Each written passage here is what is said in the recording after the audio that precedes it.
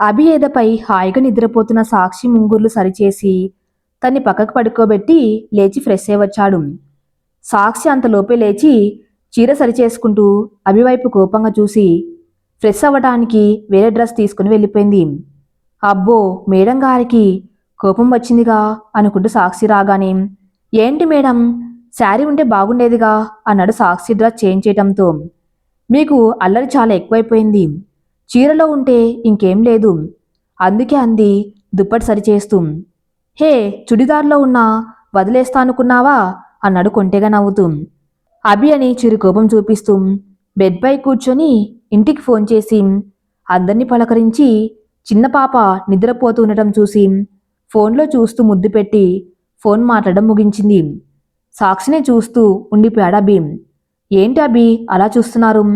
ఏం లేదు, ఇలా రా అంటూ తనపై కూర్చోబెట్టుకుని నీకు విషయం చెప్పాలి. ఏంటి? ఏం లేదు, రేపు మార్నింగ్ ఒక మీటింగ్ ఉంది, అటెండ్ అవ్వాలి. చాలా ఇంపార్టెంటు, మన కంపెనీ పెద్ద డీల్ అది. కొంచెం పొరపాటు జరిగినా చాలా లాస్ వస్తుంది. ఏం జరగదులే, అలా మీటింగ్ ఉంది అని వచ్చారా అయితే? ఫ్రెండ్ పెళ్ళి కూడా ఉంది, కానీ చాలా కష్టం అటెండ్ అవ్వటం. రేపు మీటింగ్ ఎంత టైం పడుతుందో తెలియదు కదా. హో సరే, మరి తిని పడుకోవచ్చుగా.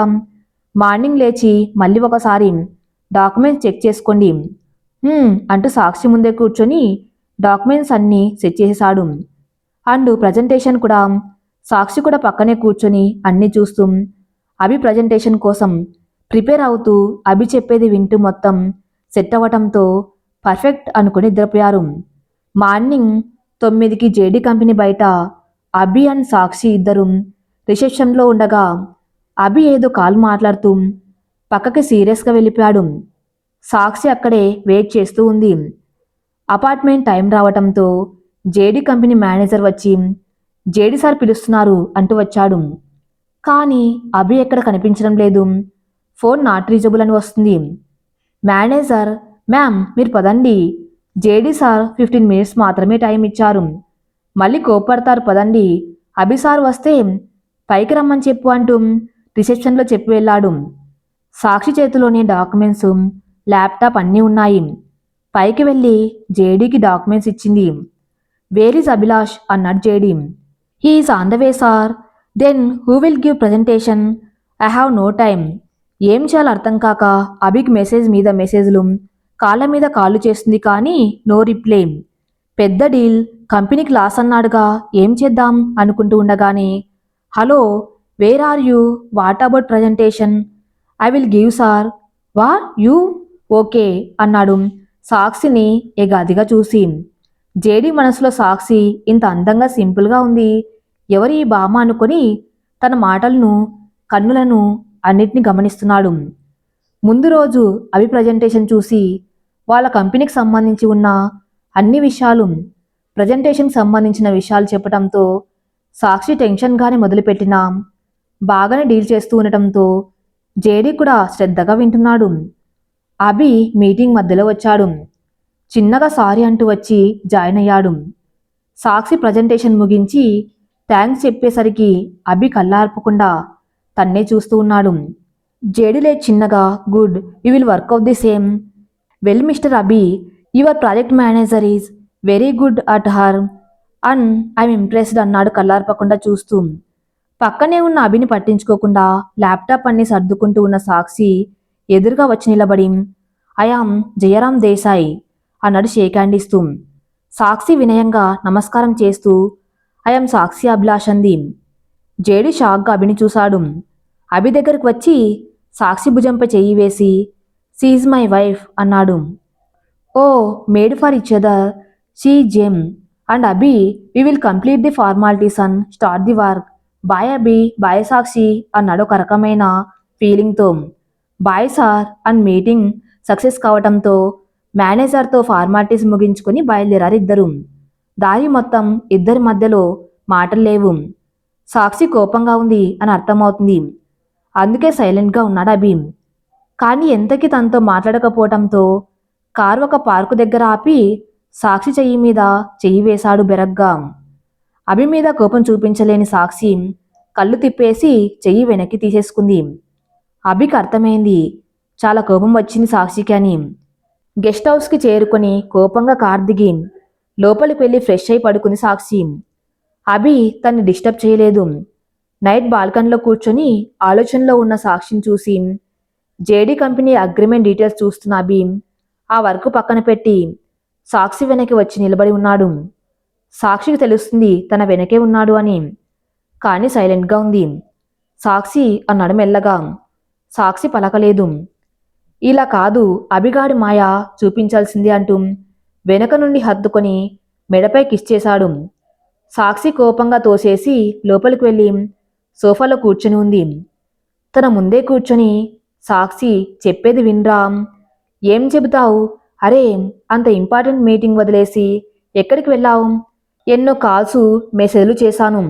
నిన్ను ఏదో కొంచెం నువ్వు నాకు ఎక్స్ప్లెయిన్ చేసింది గుర్తుంది కాబట్టి ఏదో ప్రజెంటేషన్ హ్యాండిల్ చేశాను. నా వల్ల ఏదైనా పొరపాటు జరిగి ఉంటే కంపెనీకి ఎంత నష్టం? సాక్షి, నీవున్న మీటింగ్ ప్రజెంటేషన్ నీతోనే ఇప్పించేవాణ్ణి అన్నాడు కూల్గా వెనక్కి వాళ్తూ. ఏంటి అన్నట్టు చూసింది. నీకు గుర్తు ఉందా లేదా? మొన్న టెండర్ వేశాంగా ఒకటి, ఆర్కే అండ్ జేడీ కంపెనీది. నువ్వు కోట్ చేసిన అమౌంట్కి టెండర్ వచ్చినప్పుడు నువ్వే ఇవ్వాలి కదా ప్రజెంటేషన్ అన్నాను నార్మల్గా. సాక్షి కంగారుగా, నేను కోట్ చేయటం ఏంటి? నాకేం తెలుసు? నాకు నిద్ర వస్తుంది, పడుకుంటా అని వెళ్ళబోతూ ఉంటే పట్టుకొని తన ముందే కూర్చోబెట్టి, నేను టెండర్కి కోట్ చేసిన అమౌంట్కి నువ్వు 3 lakhs తగ్గించావు అవును కదా? ఎందుకు? కొన్ని ఎక్స్పెన్సెస్ రిపీటెడ్గా ఉన్నాయి, వాటిని తగ్గించాను అని తలదింపుతూ. సాక్షి తల ఎత్తి, నువ్వేం తప్పు చేయలేదు, నువ్వు చేసిన అమౌంట్కే టెండర్ వచ్చింది. వచ్చిన రోజే చెబుదామని ఇంటికి వచ్చాను. మనం బయటికి వెళ్ళాక చెబుదామంటే ఆ రోజు నీతో టైం స్పెండ్ చేస్తూ నీతోనే ప్రాజెక్ట్ ఫైనల్ చేసి సర్ప్రైజ్ ఇవ్వాలనుకున్నాను. సర్ప్రైజా? షాక్ ఇచ్చారు. మీటింగ్లో నా వల్ల పొరపాటు జరిగి ఉంటే? ఏం జరగదు, నాకు నీ మీద నమ్మకం ఉంది అన్నాడు కూల్గా సాక్షి నుదుటిపై కిస్ చేస్తూ. అంటే కావాలనే ఆ టైంలో నన్ను వదిలి వెళ్లారు కదా అంది అభిని తోసేసి. లేదు, బావకి యాక్సిడెంట్ అయిందట. చిన్న దెబ్బలే. నాన్న వాళ్ళకి కాల్ చేస్తే కంగారు పడతారని నాకు చేశారు. సో ఆ టెన్షన్లో. అయ్యో, అన్నయ్య ఇప్పుడు ఎలా ఉన్నారు? He's fine. నందుకి ఏం చెప్పకు ఈ విషయం. ఓ ఓకే, సరే. కోపం పోయిందా? నా మీద మీకు చాలా నమ్మకం ఉంది కదా. అవును, ఎవరిని ఎలా, ఏ సిచ్యువేషన్ని ఎలా హ్యాండిల్ చేయాలో నీకు మాత్రమే తెలుసు. అబ్బా, ఏం చూసారేంటి? చూడాల్సిందే చూశానులే. కరుణాకర్ గాడు గాల్లో ఉండటం అన్నీ అంటూ సాక్షి కంగారుగా, ఆ రోజు అక్కడే ఉన్నారా? వాళ్ళని 4 పీకుదామని వచ్చేసరికి నువ్వాణ్ణి కొట్టావు. నేను నీ విశ్వరూపం చూసి తరిస్తూ అక్కడే ఉండిపోయా. అది అభి అంటూ ఉండగా సాక్షిని తన ఎదపై వాల్చి, నువ్వు చాలా స్పెషల్ సాక్షి అన్నాడు తన పాపిట్లో ముద్దు పెడుతూ. సాక్షి స్మైల్తో అభి చుట్టూ చేతులు వేసి, రేపు వెళ్దామా ఇంటికి? లేదు, ఇంకో 3 days. నా కోసం, నీ కోసం మాత్రమే. మీటింగ్ అయిపోయిందిగా, నీకెలాగో ప్రిపరేషన్ హాలిడేస్ కదా. 3 days నీతో టైం స్పెండ్ చేయాలని ఉంది. జీడే డీల్ మామూలుగా ఉండదు. డే అండ్ నైట్ కష్టపడాలి. మళ్ళీ నీతో ఇంత ఫ్రీగా గడిపే సమయం రావాలంటే వాళ్ళ ప్రాజెక్ట్ అయిపోవాలి. అంది చిన్నగా. సాక్షి చెయ్యిని తన చేతుల్లోకి తీసుకుని, నువ్వు హ్యాపీగానే ఉన్నావా సాక్షి? చాలా హ్యాపీగా ఉన్నాను. ఇంతగా ప్రేమించే భర్త, కూతుర్లా చూసుకునే అత్తమామలు, తోబుట్టువు కంటే ఎక్కువగా ఆదరించే ఆడపడుచు, ఇంకా నా బుజ్జి బంగారు మేనకొడలు, ఇంకేం కావాలి నాకు చెప్పండి? ఇంకా కావాలి, చాలా కావాలి నీకు అవన్నీ దక్కేలా చేస్తాను సాక్షి అనుకున్నాడు మనసులో. ఏంటి అభి ఆలోచిస్తున్నారు? ఏం లేదు అంటూ హక్ చేసుకున్నాడు అభి. నెక్స్ట్ డే మొత్తం ఫుల్గా చెన్నై మొత్తం చుట్టేశారు అభి సాక్షి. షాపింగ్ అంటూ అందరికి కావలసినవి తీసుకుని బయలుదేరారు.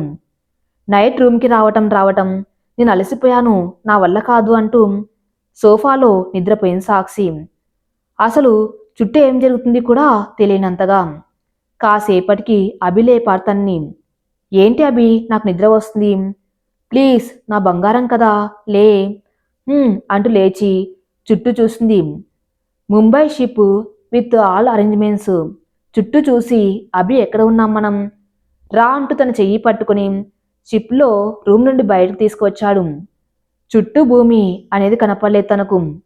నిండు చందమామని వెలుగుల సముద్రం మధ్యలో నచ్చిన చెల్లి కాడి చెయ్యి పట్టుకుని అతని భుజంపై తలవాల్చి ఆ దృశ్యాన్ని కళ్ళలో నింపుకుంటూ ఉంటే హ్యాపీ బర్త్డే సాక్షి అన్నాడు అభి. అభి వైపు చూసేసరికి నవ్వుతూ నాకెలా తెలుసు అనుకున్నావా?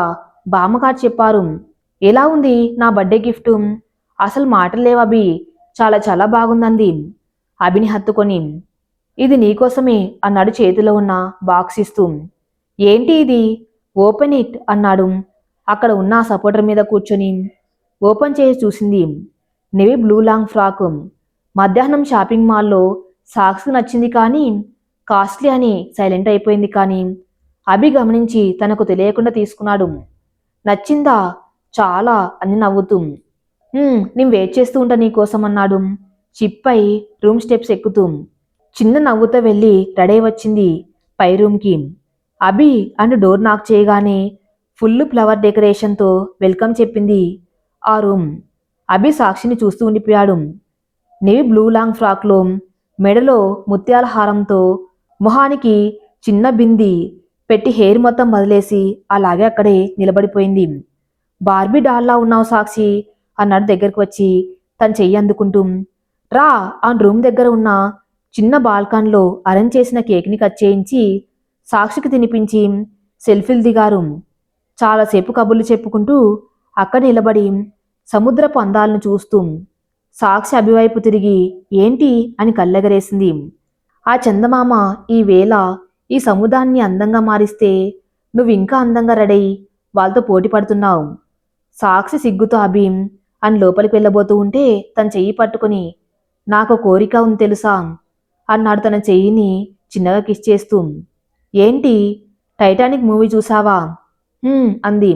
బోట్ ఎడ్జ్లో హీరో హీరోయిన్ నిలబడే సీను. నాకు ఒక కోరిక, అలా నాకు నచ్చిన చిన్నదాన్ని చెయ్యి పట్టుకుని బోట్ ఎడ్జ్లో నిలబడాలని. అభి బర్త్డే రోజే డెత్ డే చేసుకుంటే బాగుండదు అంది భయంగా ఫేస్ పెట్టి.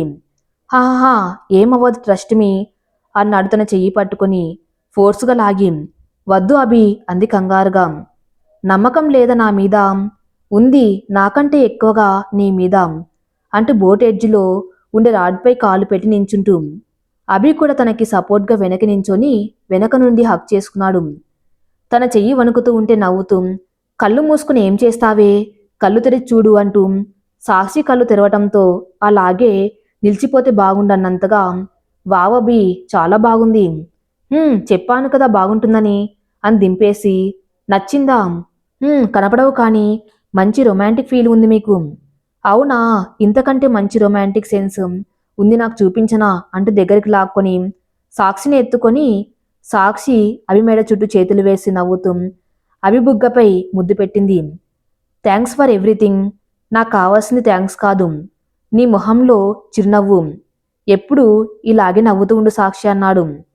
ప్రజెంటు అభి నా మొహంలో చిరునవ్వు కావాలని అడిగి ఇప్పుడు అసలు చిరునవ్వు అనే పదానికి నన్నెందుకు దూరం చేశావు అంటూ కన్నీళ్లు కారుస్తూ గుడి దగ్గర బాధపడుతూ ఉంటే సాక్షి వాళ్ళ ఇంట్లోని పనిచేసే మంగి అమ్మాయి గారు బామ్మగారు రమ్మని చెప్పారు, అభిబాబు గారు వచ్చారు అనగానే పరుగు పరుగున ఇంటికి చేరి అభి బామ్మగారితో మాట్లాడుతూ ఉండటం చూసి అతన్నే చూస్తూ గుమ్మం దగ్గర నిలబడింది సాక్షి. సాక్షిని చూసి కళ్ళతోనే ఎలా ఉన్నావు అంటూ పలకరించాడు అభి. కారాపి లోపలికి వస్తున్న అభికి పొలానికి వెళ్తున్న రఘురామయ్య గారు కనిపించటంతో ఆయన పలకరించి బామ్మ గురించి అడిగాడు.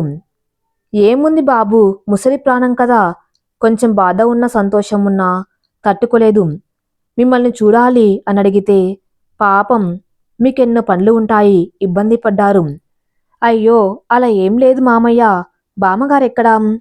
లోపల ఉంది బాబు, నేను పొలానికి వెళ్ళి వస్తాను అంటూ వెళ్ళిపోయాడు. లోపలికి వస్తూనే బామ్మ హడావిడిని చూసి ఈవిడకే నా ఆరోగ్యం బాగులేదని చెప్పింది అని నవ్వుకుంటూ బామ్మ ఎలా ఉన్నారు? ఏం బాగులే మనవడా, ఏదో ఉన్నాను అని దొంగనటన ప్రదర్శిస్తూ.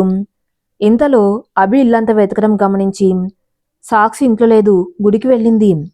చిన్న నవ్వుతో నేను వస్తున్నట్టు తెలీదు కదా తనకి. అవును మనవడా, పొద్దున అనగా వెళ్ళింది, దాని మనసు బాగులేకపోతే అక్కడే ఉండిపోతుంది. నాకెందుకో అది మిమ్మల్ని చూడాలని ఆరాటపడుతున్నట్టు అనిపించింది. అందుకే మీకు కూడా ఆరోగ్యం బాగులేదు అంతేనా అని నవ్వుతూ. "ఉమ్, ఉన్న ఒక్క మనవరాలు, అది గలగల నవ్వుతూ ఉంటే నాకు కొండంత బలం. అది ఎందుకో చాలా బాధలో ఉంది మనవడా. ఏమిటి విషయం? దాని బాధకు కారణం నేనే బామ్మ, నేనే అనుకున్నాడు మనసులో. అభి వచ్చాడని పనమ్మాయి చెప్పటంతో పరుగు పరుగున ఇంటికి చేరి అభిని చూసింది. గుమ్మంలోనే నిలబడి, అదేంటే మీ ఆయన నిన్ను చూడాలని ఆగలేక వస్తే అక్కడే ఆగిపోయావు. పాపం ఎంత ప్రేమ చూడు. వచ్చి 2 రోజులు కూడా కాలేదు, నీకోసం వచ్చాడు. అభి మనసులో, వామ్మో బామ్మ, నువ్వు మామూలు దానివి కాదు. తాత ఎలా భరించాడో అని నవ్వుకుంటూ సాక్షిని గమనిస్తున్నాడు. చాలా ఏడ్చినట్టు చెబుతున్నాయి ఆ కళ్ళు. మనసు చివుక్కుమంది. తన కన్నీళ్లకు కారణం అభి అని తెలిసి ఎలా చెబితే అర్థమవుతుంది దీనికి అనుకున్నాడు. బాబు ఆఫీస్ పనులు ఏమైనా ఉంటే పక్కన పెట్టి హాయిగా ఒక వారం రోజులు ప్రశాంతంగా ఉండండి ఇక్కడ. లేదు బామ్మ, పని చాలా ఉంది, ఆదివారం వస్తాను సరేనా అన్నాడు కారు కీస్ చేతిలోకి తీసుకుంటూ. వెళ్తాడేమో అన్న టెన్షన్తో, భోజనం అభిగారు అంది తల వంచుకొని. అబ్బాయి, పెద్దదాన్ని అడుగుతున్నా కాదనకు. కొన్ని రోజులు నా కోసం ఇక్కడే ఉన్నాయనా. మీరు పెళ్ళయ్యాక కూడా ఇక్కడికి రాలేదు. ఎలాగో వచ్చారుగా, 2 రోజులు ఉంటే నా మనసు సంతోషంగా ఉంటుంది. కానీ బామ్మ, నా వస్తువులు ఏం తెచ్చుకోలేదు. నేను తెప్పిస్తానండి అంది సాక్షి. సాక్షి, అబ్బాయి నీ గదిలోకి తీసుకువెళ్ళు, భోజనం ఏర్పాట్లు నేను చూస్తాను అంటూ వారిని పంపించేసింది. గదిలోకి రాగానే టవల్ ఇస్తూ తల దింపేసింది. అభి చేతులు కట్టుకుని అలాగే తన్నే చూస్తున్నాడు. సాక్షి కళ్ళల్లో నీళ్లు నిండుతున్నాయి. అవి నేల మీద పడడానికి ముందే వాటిని తుడిచేసింది. అభి కళ్ళల్లో కూడా కన్నీటి పొర ఇలాగే ఆరటపడింది. కానీ అబ్బాయిలు కదా, బయటపడరు. చేతిలో ఉన్న టవల్ని పక్కన పెట్టి సాక్షి తల ఎత్తి, ఇది జరగాల్సిందేనా సాక్షి అసలు? సాక్షి కన్నీళ్లతో హత్తుకుని, అభి నా వల్ల కూడా కావట్లేదు అంది. మరెందుకే ఇలా దూరం అవుతున్నావు? లేదు, మీరు మీ ప్రేమ ఎప్పుడు ఓడిపోకూడదు. ఇప్పుడు ఓడిస్తున్నది నువ్వేగా. నీ మీద ప్రేమ లేదా నాకు? పిచ్చి నువ్వంటే. నాకు బామ్మగారు ఉన్నారు అని ఆగాను, కానీ మనసులో నిన్ను గట్టిగా హత్తుకోవాలనిపించింది. ఇక్కడ ఉండి నిన్ను ఇబ్బంది పెడతానేమో భయం వేసింది, అందుకే వెళ్తా అన్నాను. అభిగారు, ఫ్రెష్ ఎయిర్ రండి, భోజనం చేద్దురుగాని అని వెళ్ళబోతూ ఉంటే సాక్షిని వెళ్ళనివ్వకుండా తన కౌగిల్లో బిగించేశాడు. సాక్షి ఆ కౌగిల్లో అన్నీ మర్చిపోయి సేద తీరుతున్న వేళ అభి తన నుదుటిపైన చిన్నగా కిస్ చేసి, నువ్వు బాధపడకు, నన్ను బాధ పెట్టకు. నువ్వనుకున్నట్టు అక్కడేం లేదు. నేను ఏం చెప్పకుండానే నా కళ్ళల్లో ఉన్నది, మనసులో ఉన్నది నీకు తెలిసిపోతుంది. అలాంటిదెందుకే ఈ విషయంలో నీకు తెలిసి కూడా ఇలా ఉన్నావు? అభిగారు, చూడు, నీ బర్త్డే రోజు నేను చెప్పాను కదా ఎప్పటికీ నవ్వుతూ ఉండమని. కానీ నువ్వేంటే ఇలా శోకదేవతలా? నాకు నచ్చట్లేదు సాక్షి. నాకు నువ్వు కావాలి. మొన్న నైట్ నువ్వు నాకు చెప్పినప్పుడే అప్పుడే చెప్దామనుకున్నాం. నాకు నువ్వు కావాలి. నీకు తెలుసుగా, నీ దగ్గర మాత్రమే నాలా నేను ఉంటాను. ఎవరి దగ్గర అలా ఉండలేను నేను. నాకు నీ మీద తప్ప ఎవ్వరి మీద ప్రేమ లేదు అన్నాడు తల నిమురుతూ. ఎన్నో ఫోన్స్ చేశాను, నువ్వెందుకు ఎత్తలేదు? సాక్షి, ఇప్పుడు నేను అడుగుతున్నాను. 2 రోజులు నేను లేకపోతే ఉండలేకపోయావు. జీవితం మొత్తం నువ్విప్పుడు తీసుకునే డెసిషన్ వల్ల నీకు దూరం అవుతాను, ఉండగలవా? సాక్షి మౌనంగా రోధిస్తుంది. తన్ని కూర్చోపెట్టి కళ్ళు తుడిచి, నాకు నువ్వంటే ప్రాణం, ఇక ఇంతకన్నా పెద్ద మాట ఉంటుంది అనుకోను నేను. మరి ఆ రోజు జరిగింది? నేను నీకు చెప్పాలి అని వచ్చేలోపే నువ్వు వెళ్ళిపోయావు. కాల్స్ పిక్ చేయవు. ఎలాగే నీతో అంటూ ఉండగానే బామ్మ రావటంతో సాక్షికి దూరం జరిగి ఫ్రెష్ అవ్వడానికి వెళ్ళాడు. సాక్షి, అబ్బాయిని తీసుకురా, అన్నీ సిద్ధంగా ఉన్నాయి. ఏమ్మా అలా ఉన్నావు అంది సాక్షిని గమనిస్తూ.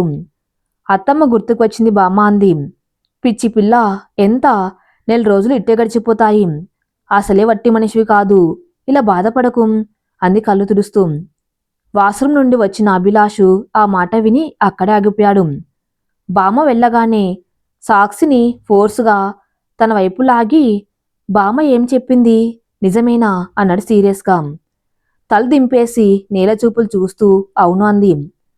కోపంగా అభి అక్కడి నుండి కిందికి వచ్చేశాడు.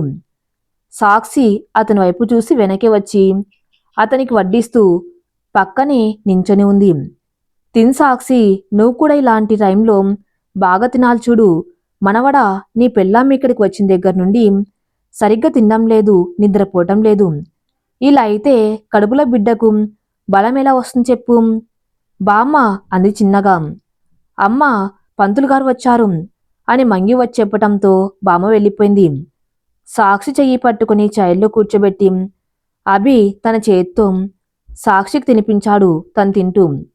బామ్మ వీళ్ళ దగ్గరికి వస్తూ సాక్షికి అభి తినిపించడం గమనించి నవ్వుతూ అక్కడి నుండి వెళ్ళిపోయింది. భోజనం అయిపోయాక అభి రూమ్కి వెళ్ళాడు. తాంబూలం తీసుకుని అభి కోసం రూమ్కి వచ్చింది. అభి బెడ్పై కూర్చొని సెల్లో మేనేజర్కి ఒక 1 వీక్ వరకు తన్ని డిస్టర్బ్ చేయవద్దు అని మెసేజ్ పంపి సెల్ పక్కన పడేశాడు. సాక్షి అభికి తాంబూలం ఇవ్వబోతూ ఉంటే తన చెయ్యి పట్టుకొని దగ్గరకు తీసుకొని, లైఫ్లో ఎంత మంచి మూమెంట్ని నా దగ్గర ఎలా దాయాలనిపించింది అన్నారు దగ్గరకు తీసుకొని.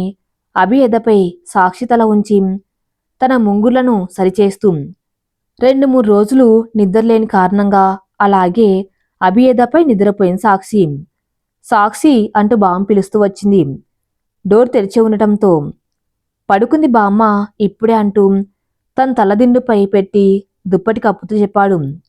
ఓహో అవునా, 2 రోజుల నుండి అస్సలు నిద్రపోలేదు. ఆ కారణంగా ఏడుస్తుంది నిద్రలో. భయం వేసి మిమ్మల్ని పిలిపించాను. ఏమైనా గొడవ పడ్డారా బాబు?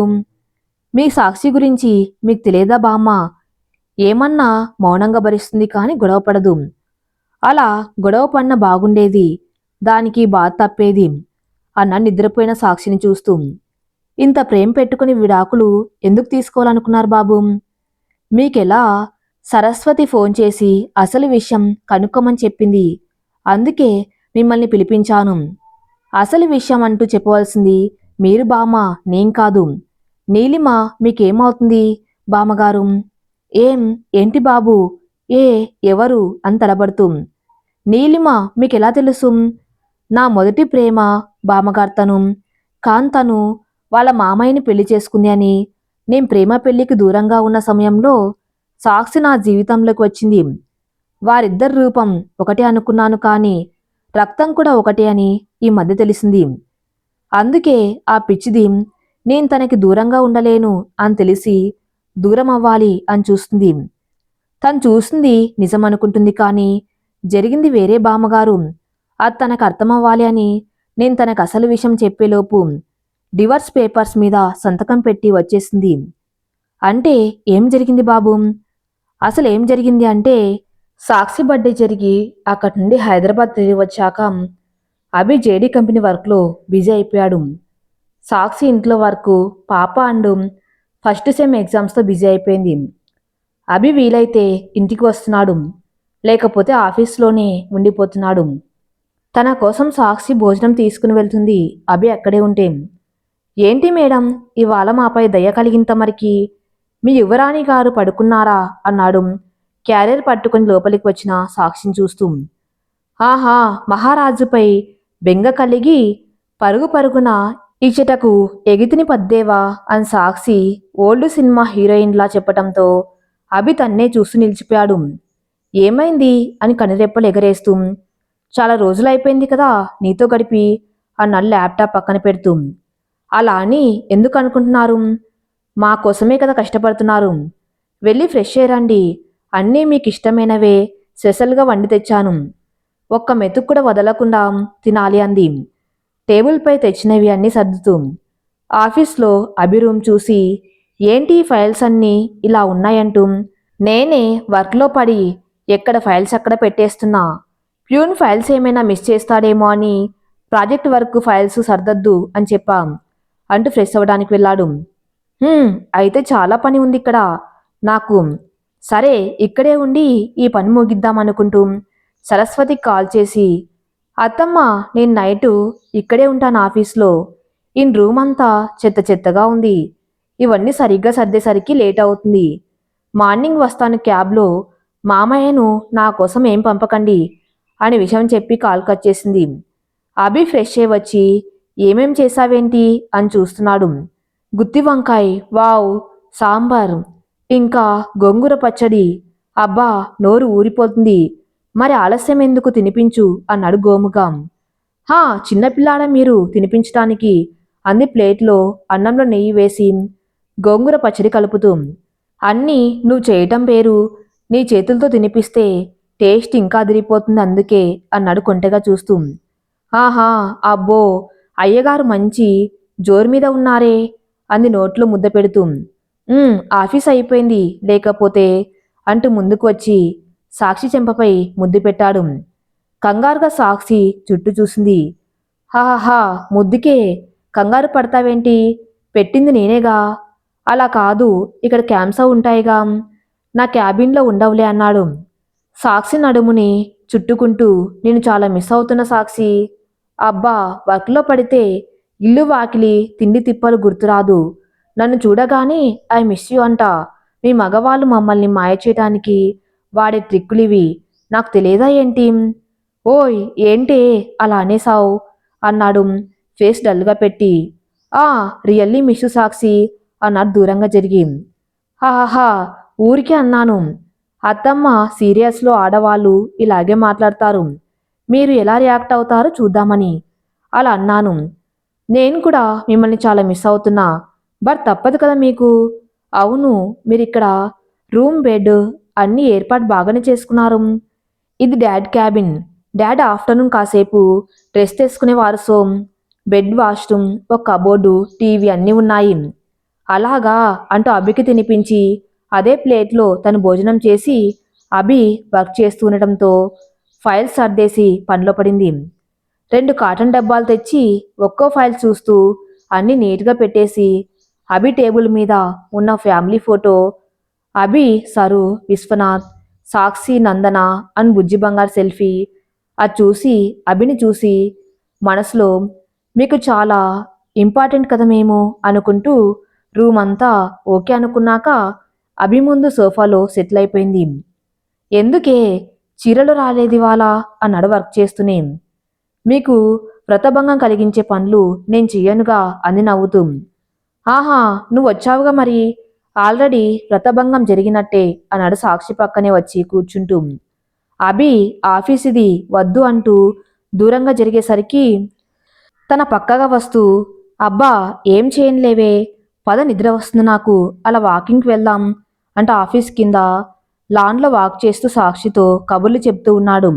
అభి ఆఫీస్ వర్క్ మీద ఉన్న కొంతమంది సెక్యూరిటీ కూడా అభి సాక్షితో ఉన్న ఫ్రెండ్లీనెస్ చూసి, అబ్బో, మన బాస్కి వర్క్తోనే అనుకున్న వైఫ్తో కూడా టైం స్పెండ్ చేయటం తెలుసే అన్నాడు చిన్నగా. మేడం చూడు, సార్ కోసం బాక్స్ తీసుకుని వచ్చింది, వర్క్లో హెల్ప్ చేస్తుంది. మన బాస్తో కాస్త టైం స్పెండ్ చేస్తూ రిలాక్స్ చేస్తూ ఆయన వర్క్ ఆయన చేసుకునేలా హెల్ప్ చేస్తుంది. మన ఇంట్లో ఉన్నారు, కాస్త లేట్ అయితే చాలు, దేని దగ్గరికి వెళ్ళావు, లేకపోతే ఏ ఫ్రెండ్ దగ్గర తగలడ్డావు అంటూ గొడవకు దిగుతారు. అందుకే అంటారనుకుంటా, అందమైన భార్య కాదు, అర్థం చేసుకునే భార్య రావాలి అని. ఆ విషయంలో బాస్ లక్కీ. అందమే కాక మంచి తెలివి, అర్థం చేసుకునే అమ్మాయి దొరికినందుకు అని మాట్లాడుకుంటూ ఉండగా ఇద్దరు లేచి మళ్ళీ లోపలికి వెళ్లారు. చూసావారా ఎంత రిజర్వ్గా ఉన్నారో? అవును, వాళ్ళ మధ్య క్లోజ్నెస్ గది వరకే పరిమితం అయ్యేటట్టు ఉంది అన్న నవ్వుతూ. హాహాహా అంటూ పద పద టీ తాగే త్వరగా అంటూ తొందర పెట్టేశాడు మరొకడు. అభి ఫేస్ వాష్ చేసుకుని నిద్ర రాకుండా వచ్చి ల్యాప్టాప్ ముందు కూర్చున్నాడు. కాఫీ అంటూ వేడి వేడి కప్స్ ముందు పెట్టింది. ఓ థ్యాంక్స్, అబ్బా, భలే ఉందే స్ట్రాంగ్గా అంటూ అబ్బి వర్క్ చేస్తుండడం చూసి కాసేపు అటు ఇటు చూస్తూ అక్కడే ఉన్న కొన్ని బుక్స్ తీసుకుని చుట్టూ టైంపాస్ చేస్తుంది. ఎర్లీ మార్నింగ్ 3 కావటంతో అభి కంటిన్యూగా వర్క్ చేస్తుండటంతో బాగా స్ట్రెస్ అయిపోయాడు. కళ్ళు మంటలుగా ఉండటం, ఇబ్బంది పడ్డం గమనిస్తూ ఉంది సాక్షి.